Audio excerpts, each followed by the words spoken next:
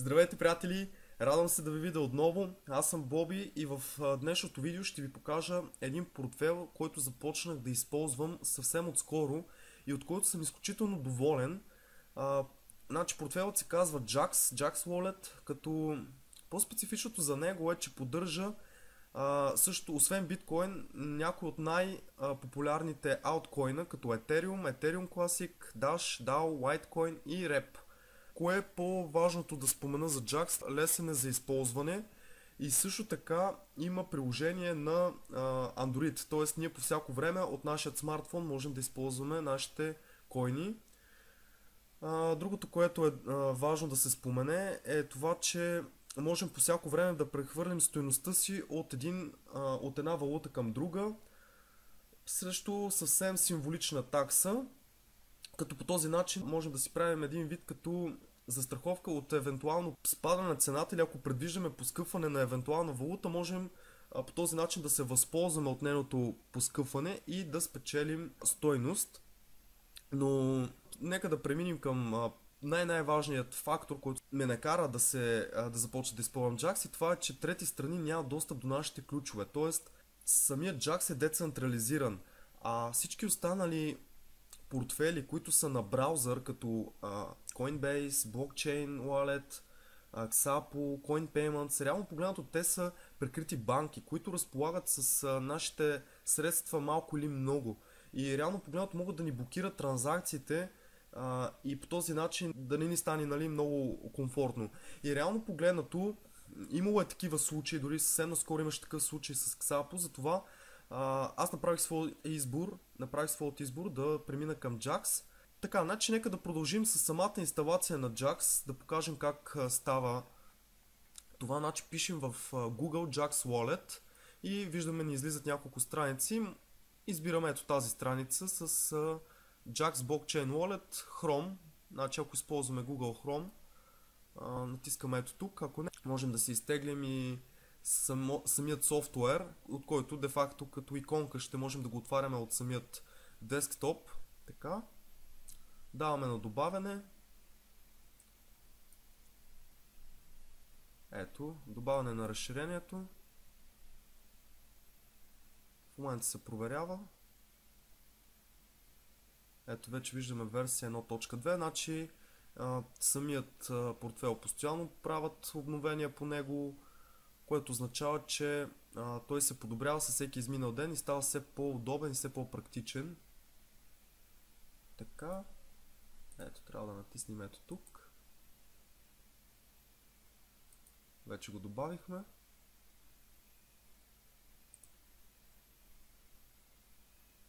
Натискаме ето тук на тази иконка, за да отворим нашия портфел.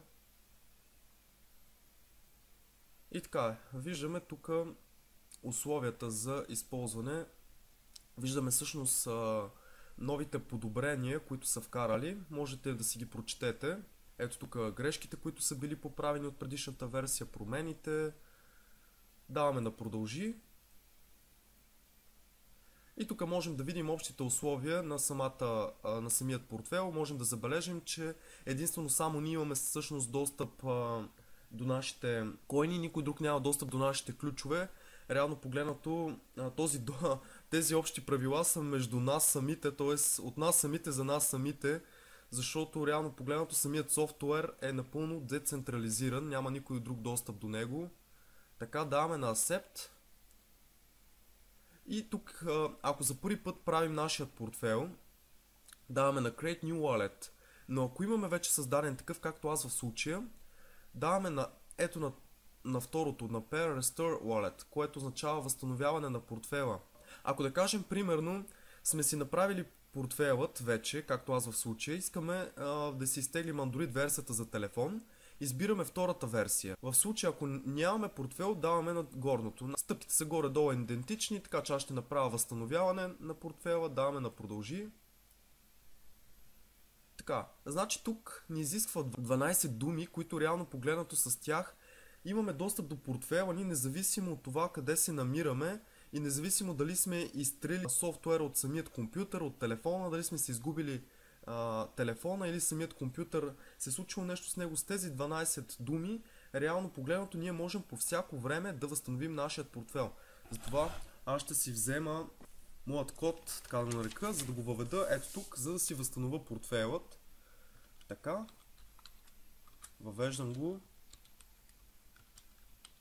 12 думи са, с които ние по всяко време можем да имаме достъп до портфела ни.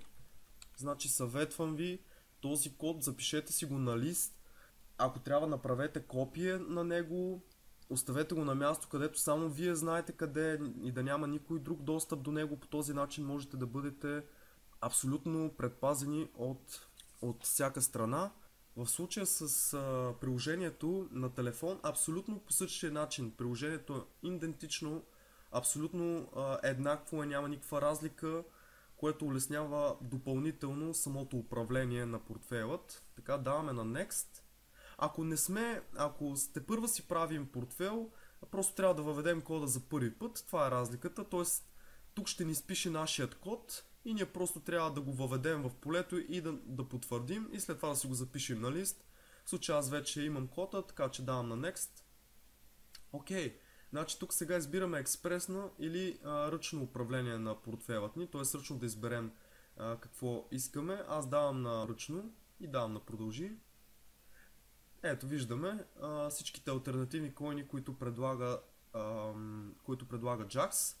В случая аз ще избера тези, които имам наистина нужда от тях. Ето Bitcoin, Ethereum, Dash, Ethereum Classic, разбира се, така, REP, него няма да го използвам, Litecoin.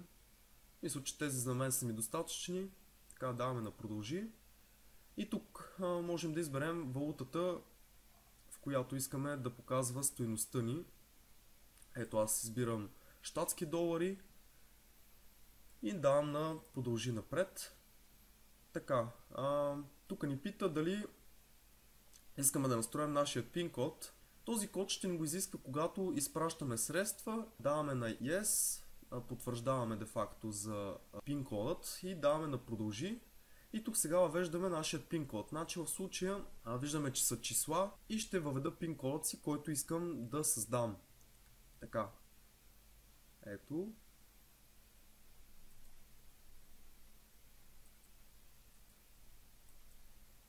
Така, даваме на продължи и повтаряме кодът още веднъж.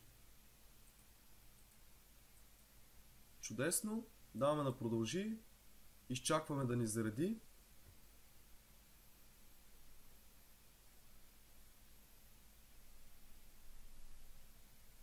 Много е семпло, цялата настройка е доста лесна и като цяло портфелът е много лесен за използване. Сега ще го видим как представлява всъщност и отвътре, след като вече е инсталиран.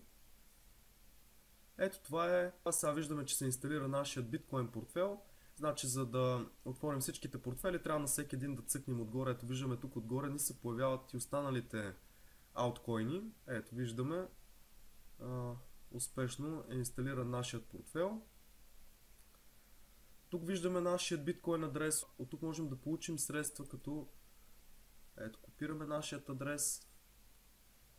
От тук можем да изпратим средства. Тук изписваме адресът, сумата. Другото, което е, можем ето тук да си изберем другите койни, които искаме. Да кажем примерно Ethereum. Нека да превключим на Ethereum. Изчакваме да се инсталира. И ето, готов е и нашият Ethereum портфел.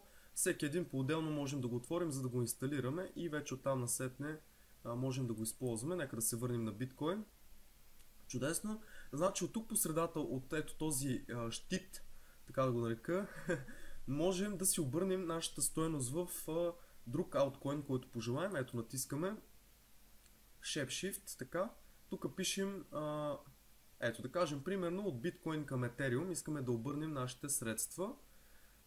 Тук просто пишем сумата, която искаме в биткоини, да кажем 0.2. Ето това са 252 долара. Така и просто даваме на Shift.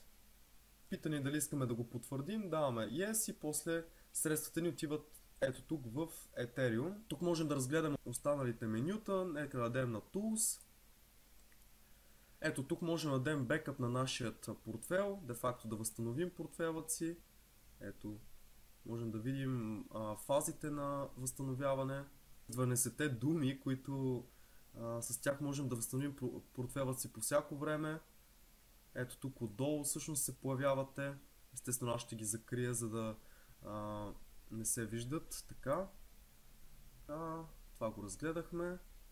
И това е, приятели. Мисля, че това е основното за самият портфел. Вие ще си го разгледате. Ето тук можем да променим. Ако искаме да добавим или да махнем някои от ауткоините, тук можем да добавим някоя друга валута, с която да ни показва стойността. Това е за сега. Ако имате някакви въпроси, ще се радвам да ги споделите в коментарите отдолу. Ако имате идеи за следващото видео, ще се радвам да споделите, приятели. Надявам се видеото да ви е било полезно и ще ви видя в следващото. Чао за сега от мен и ви пожелавам успех. Чао, приятели!